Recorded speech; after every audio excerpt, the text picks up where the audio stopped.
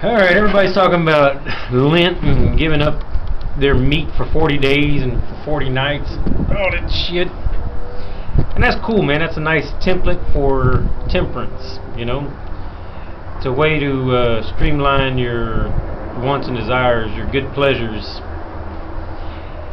But it's not about giving it up just for the fuck of it. It's about structuring it in a way that if you need to, you can give it up. You don't have to be a slave to this vice that you got, you know.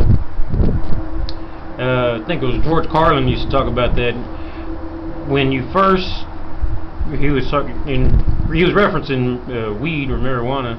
When you first smoke, it's good to you. It feels nice. You get a lot of pleasure out of it and very little pain. And then as time goes on, that balance starts to come in where you have the same amount of pleasure and the same amount of pain. And at a certain point, the balance shifts to the other side where you have more pain than you have pleasure. So basically what he's describing is the golden mean. And there's many phrases to describe that. All things in moderation. Is the juice worth the squeeze? All these different things. But the golden mean is where you have excessiveness on one end, and deficiency on the other end.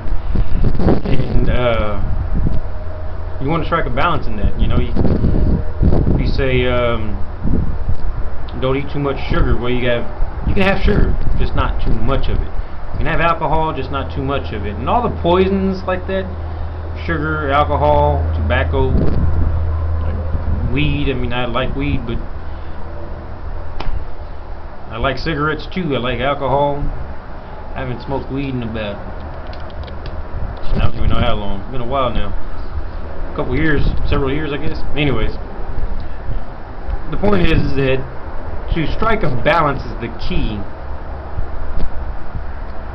And the more damaging it is for you, the more the scales have to be tilted in the other direction. It wouldn't necessarily be right in the middle where you have excessive, and then right in the middle is excessive amount of gasoline you cannot consume. 1 teaspoon of fucking gasoline is excessive, you see. So no teaspoons, or the smell whenever you're pumping your fucking gas would probably be the moderation. You don't need it, but that's a moderate amount for you to be safe. And then none, you just wouldn't be driving your car. I mean, a deficiency would leave you on foot. That's a different subject altogether. I'm trying not to break this down too philosophical. I'm trying to keep it simple, so don't throw a bunch of fucking questions, because we can really start arguing with this shit. But in generally speaking, you have excessiveness and you have deficiency, and you want to try to strike a balance. And it's not about doing it just for the fuck of it, just blindly putting a balance on everything, but it's about controlling your impulses. So if you get angry, I used to get angry a lot. I guess I still do get angry, but I'm starting to control that a lot more, so that way I'm just not flying off the fucking handle. It feels good to just let that shit go. What I mean by feels good, it's so much easier just to blow your fucking top and start yelling and shit.